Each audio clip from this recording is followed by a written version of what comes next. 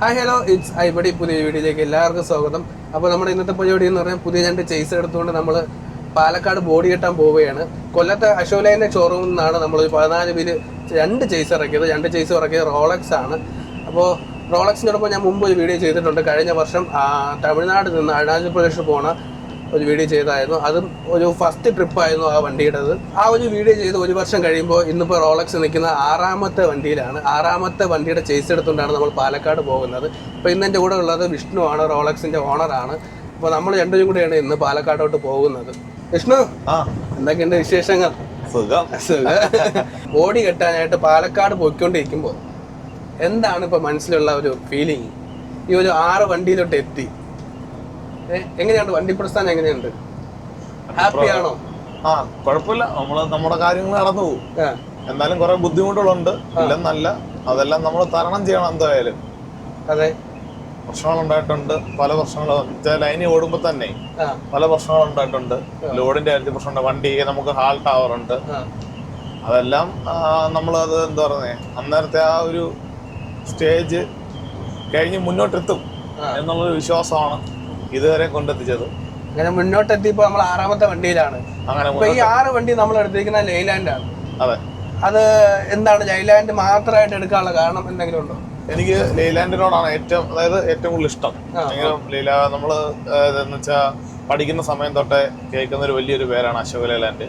അങ്ങനെ അതിനോട് ഭയങ്കരമായിട്ടൊരു ഇഷ്ടം തോന്നി. അങ്ങനെയാണ് ലൈലാൻഡ്, അതായത് ലൈലാൻഡ് എടുക്കുന്നത് അങ്ങനെയാണ്.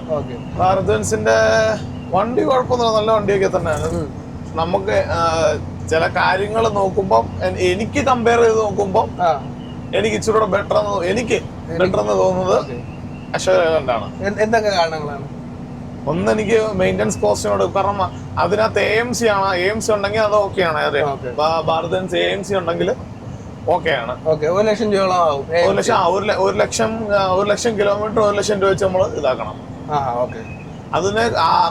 അതെല്ലാം കൂടെ കമ്പയർ ചെയ്തൊക്കെ നമുക്ക് പൊതുവെ ഇതിന് എന്താണ് ഇത് കുറവാണ്, മെയിൻ്റനൻസ് കുറവാണ് ഇതിന് ലൈലാൻഡിൽ.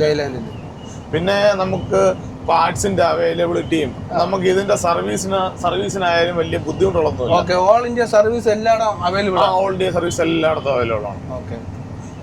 അതൊക്കെ കൊണ്ടാണ് ലൈലാൻഡ് 6 വണ്ടി എടുത്തത്. 6 വണ്ടി ലൈലാൻഡ് അതുകൊണ്ടാണ് എടുത്തത്. മൈലേജ് എന്ന് വെച്ചാൽ അത് നമ്മുടെ വണ്ടി ഓടിക്കുന്നവരുടെ കഴിവാണ്. ഇതിപ്പോ ഞാൻ ഓടിക്കുന്നു, എനിക്കിപ്പം 3.5 അല്ലെങ്കിൽ 3.8 വരെ എനിക്ക് കിട്ടത്തുള്ളായിരിക്കും. പക്ഷെ നമ്മളെ കട്ടി മുതിർന്ന ഒരു എക്സ്പീരിയൻസ് ആയിട്ടുള്ള ഒരാൾക്ക് സുഖമായിട്ട് ഇതൊരു 4.5 എടുക്കാൻ പറ്റും. ഭാരത് ബെൻസിന് ഏകദേശം എങ്ങനെയൊക്കെയാണ് മൈലേജ് കിട്ടുന്നതെന്ന് പറയുന്നത്? ഭാരത് ബെൻസിന് ഇപ്പം 300 bhp ഹോഴ്സ് പവർ അല്ലേ ഉണ്ട്. അതിന് ഒരു 3.5. അപ്പൊ ഇതിനെ കാട്ടി പവർ 3.8. പക്ഷെ അതിൽ കൂടുതൽ കിട്ടുമല്ലോ എന്ന് ഞാൻ ഇങ്ങനെ ലൈൻ വണ്ടിയുടെ നമുക്ക് അങ്ങനെ അറിയത്തില്ല, കേട്ടിട്ടില്ല. നമ്മുടെ നാട്ടിലുള്ള വണ്ടികളെ അതിന് 3.5 വരെ ഉള്ളെന്ന് ഇങ്ങനെ നമുക്ക് തിരക്കിയപ്പോ അറിയാൻ പറ്റി. ഇനിയൊരു വണ്ടി എടുക്കുകയാണെങ്കിൽ വേറൊരു ബ്രാൻഡ് ചൂസ് ചെയ്യും, അങ്ങനെ എന്തൊരു മൈൻഡ് ഉണ്ടോ?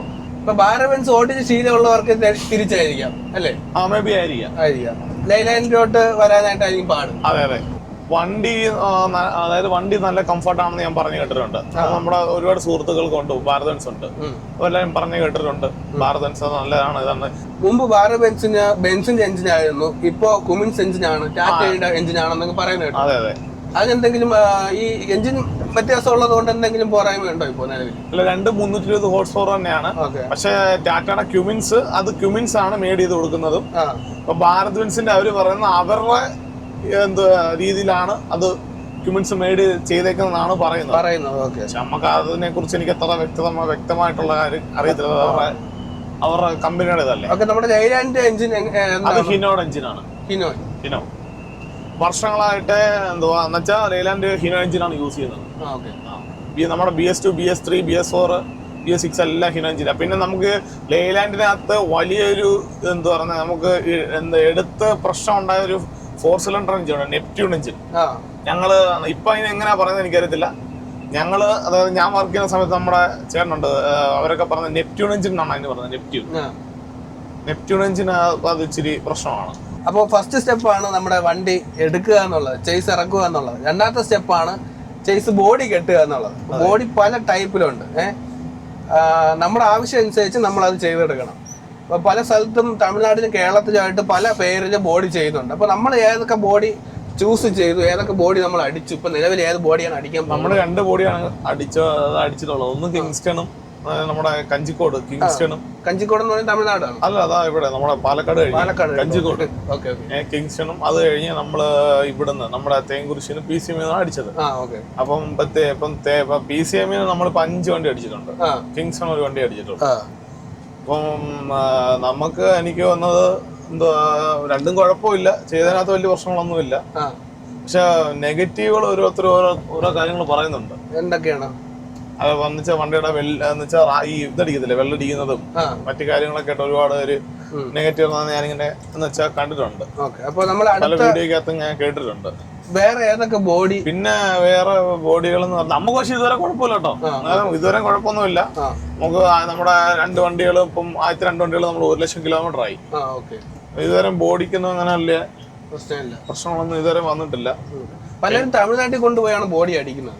അല്ല, ഏതൊക്കെ ബോഡികളാണ് അത്? നമ്മള് നാമക്കല് സെൽവൻ എന്ന് പറഞ്ഞ ആളുടെ ബോഡി, അതേപോലെ തന്നെ പെരുമാള്, നാമക്കല് പെരുമാള്, വേൽമുരുകൻ, പിന്നെ വേൽമുരുകൻ. എങ്ങനെ അവിടെ റേറ്റ് കുറവാണോ? കമ്പയർ ചെയ്ത് നോക്കുമ്പോ റേറ്റിനകത്ത് രണ്ടിടത്ത് റേറ്റിന് വലിയ വ്യത്യാസമൊന്നുമില്ല. പക്ഷെ തടി ബോഡിയാണ് ഇച്ചിരൂടെ എനിക്ക് തോന്നുന്നത് ബെറ്റർ, ഇരുമ്പ് ബോഡിയെ കാട്ടി. എന്ന് വെച്ചാൽ വേറൊന്നും നമുക്ക് ലോഡ് എടുക്കുന്നതിനെ നല്ലത് എപ്പോഴും ഇതാ തടി ബോഡിയാണ് നല്ലത്. പിന്നെ നമുക്ക് തന്നെ നമ്മുടെ ആദ്യത്തെ വണ്ടിയിലേ പല ലോഡുകളും ചിലർ കയറ്റത്തില്ല. പക്ഷെ തടി അത് കഴിഞ്ഞിട്ടുള്ള എല്ലാ ബോഡിയും നമ്മുടെ ഫ്ലോർ നമ്മൾ തടി അടിച്ച്. അപ്പൊ അതിനൊന്നും വലിയ നമുക്ക് ലോഡിനകത്തൊന്നും വലിയ പ്രശ്നങ്ങളൊന്നും വരാതെ എല്ലാ ലോഡും എടുക്കാം. എല്ലാ ലോഡും കിട്ടാറുണ്ട്. മറ്റേ എനിക്ക് സിന്ദൂറിനും ദില്ലിക്കും ഒക്കെ നമുക്ക് പലപ്പോഴും ലോഡുകൾ ചിലത് കിട്ടാറില്ല. ഇരുമ്പ് ബോഡി ആയതുകൊണ്ട് എന്ന് വെച്ചാൽ ഇത് തടി ബോഡിയായിട്ട് പണിയാൻ ഉദ്ദേശിച്ചതാ. പക്ഷെ നമുക്ക് അതിനകത്തൊരു മിസ്റ്റേക്ക് നമുക്ക് വണ്ടി തമിഴ്നാട്ടിൽ ഇറങ്ങിയാൽ മതിയായിരുന്നു. തമിഴ്നാട്ടിൽ ഇറക്കിയിട്ടേ നമുക്ക് അവിടെ അങ്ങോട്ട് പോയാൽ മതിയായിരുന്നു. അപ്പൊ നമ്മള് കേരളത്തിൽ ഇറക്കിയിട്ട് തമിഴ്നാട്ടിലോട്ട് പോകാൻ പാടാണോ? പാടൊന്നുമില്ല, ബില്ലും കാര്യങ്ങളൊക്കെ എടുത്ത് പോവാം.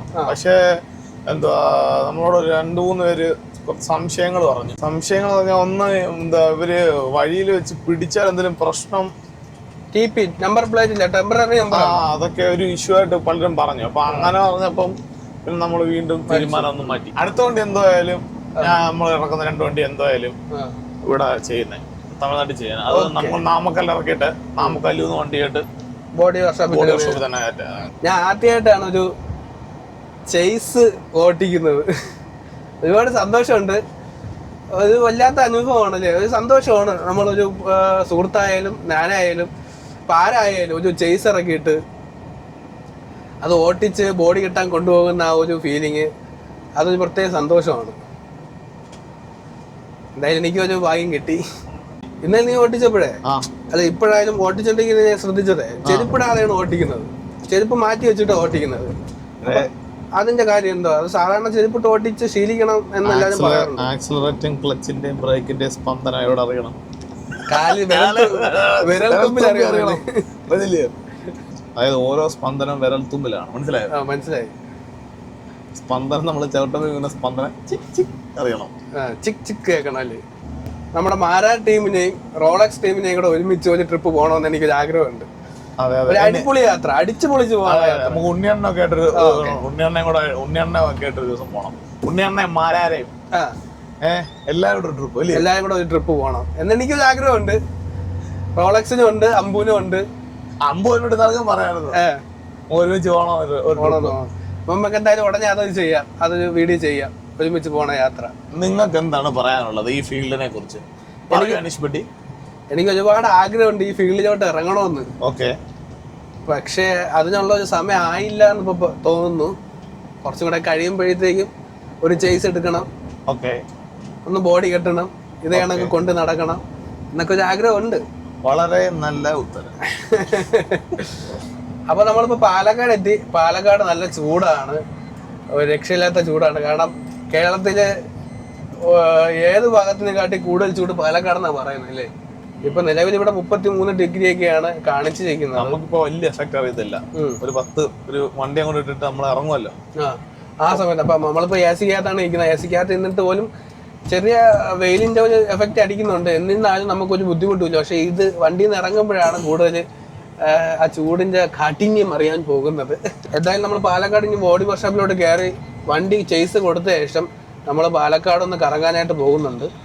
ഒരു ചെയ്സ് വരുന്നുണ്ടോ? ബസ്സിന്റെ ചെയ്സ് വരുന്നുണ്ടോ? ലൈലാൻഡാണ്. ഏതാ ഒരാളുടെ സ്വപ്നമാണ് ആ പോകുന്നത് അല്ലേ? തീർച്ചയായും.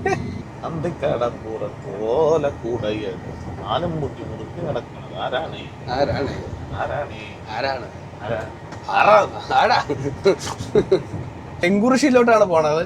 ഞാൻ കഴിഞ്ഞ വീഡിയോയില് ഇവിടെ വന്ന് വീഡിയോ ചെയ്തപ്പോഴേ തേങ്കുറിശ്ശി എന്ന് പറഞ്ഞ ആളുകളെ ഞാൻ കയറി കയറ്റിട്ടാ. തേങ്കുറിശ്ശിയാണ്. ഒരു ബോർഡില് തെങ്കുറിശ്ശി എന്ന് എഴുതിയിട്ടുണ്ട്, ഒരു ബോർഡില് തേങ്കുറിശ്ശി എന്ന് എഴുതിയിട്ടുണ്ട്. സംശയം നിങ്ങൾ കഴിഞ്ഞാൽ തീരുമാനമാക്കി തരും അല്ലേ? ശരിക്കും ഒരു മഴ സീസണിലൊക്കെ വരുമ്പോഴത്തേക്കും നല്ല പച്ചപ്പായിരിക്കും അല്ലേ? ഒരു സൈഡിൽ വിളവെടുത്ത് കഴിഞ്ഞു, ഒരു സൈഡില് വിളവെടുക്കാറായി നിൽക്കുന്നു, ഒരു സൈഡില് കുറച്ച് പച്ചപ്പുള്ള നെൽകൃഷികൾ അല്ലേ? ഇവിടെ നിർത്തുന്ന വണ്ടികൾ ഒരുപാട് പുറകില്. അവസ്ഥ ചെയ്തെങ്കിൽ അവർ ചീത്ത വിളിക്കും അല്ലേ?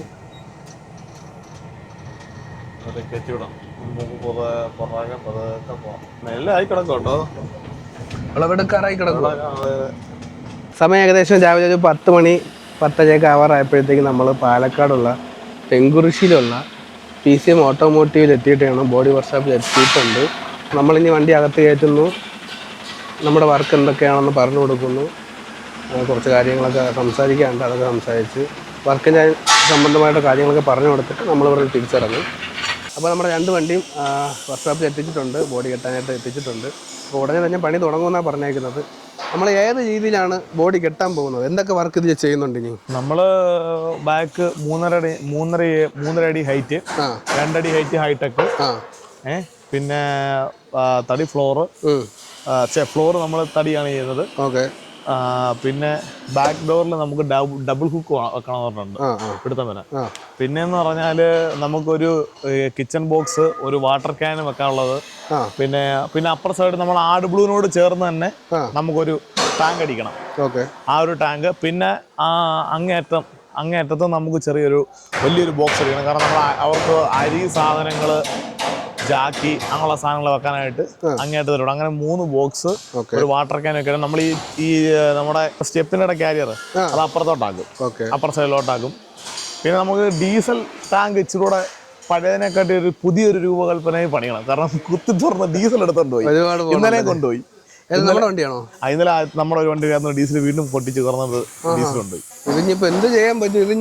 അപ്പം ക്യാബിനകത്താക്കാൻ പറ്റും ഡീസൽ ടാങ്ക്? ഒരിക്കലും എന്തായാലും അത് പുതിയൊരു രൂപകൽപ്പന നമ്മുടെ മാസ്റ്റർ പ്ലാൻ, ഉണ്ണിയുടെ മാസ്റ്റർ പ്ലാനിൽ പുതിയ സാധനം പണിയുന്നുണ്ട്. ഓക്കെ.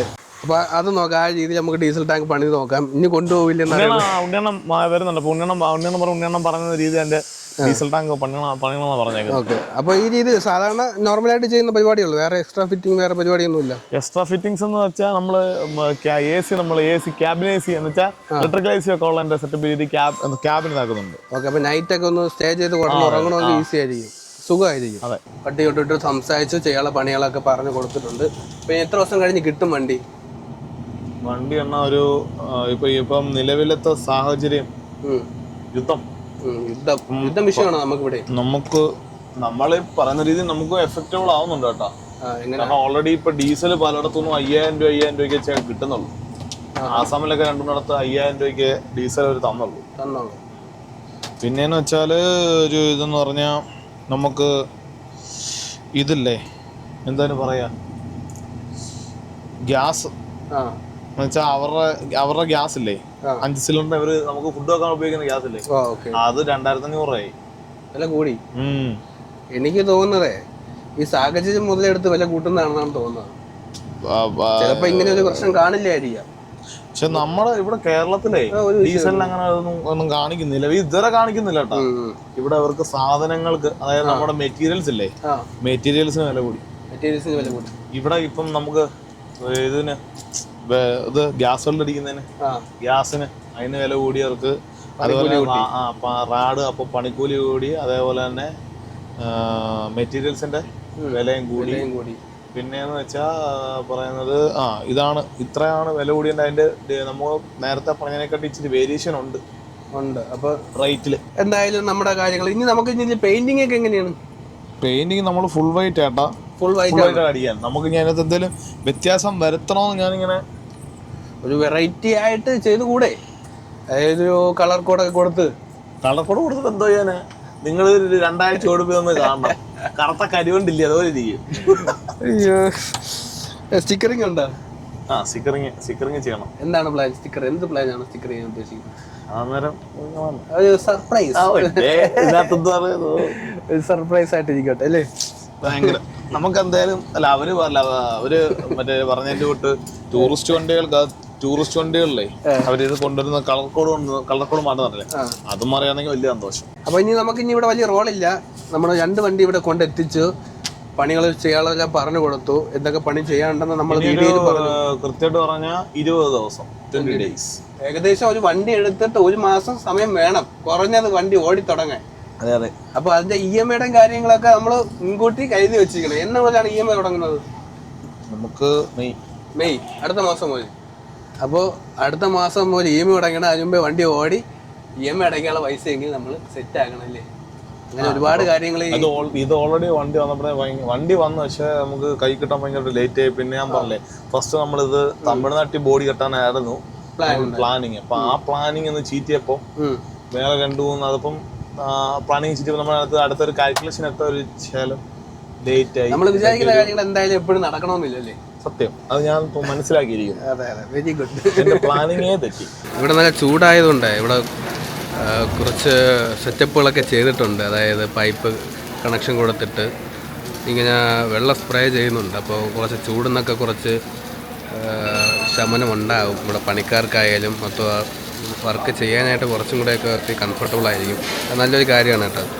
ഷീറ്റിൻ്റെ മുകളിൽ മൊത്തം പൈപ്പ് അടിച്ച് വെച്ചേക്കുക. അപ്പോൾ എന്നിട്ട് അതിൽ വെള്ളം സ്പ്രേ ചെയ്തുകൊണ്ടിരിക്കുകയാണ് ഈ ഒരു കാലാവസ്ഥ കാരണം. അപ്പോൾ നമ്മൾ ബോഡി വർക്ക്ഷോപ്പിൽ നിന്ന് ഇറങ്ങി, നമ്മൾ വണ്ടി കൊടുത്തു, എല്ലാ കാര്യങ്ങളും പറഞ്ഞു കൊടുത്തു, ചെയ്യേണ്ടതൊക്കെ ചെയ്യാമെന്ന് പറഞ്ഞു. 20 ദിവസം കൊണ്ട് ചെയ്ത് തരാമെന്ന് പറഞ്ഞു അല്ലേ?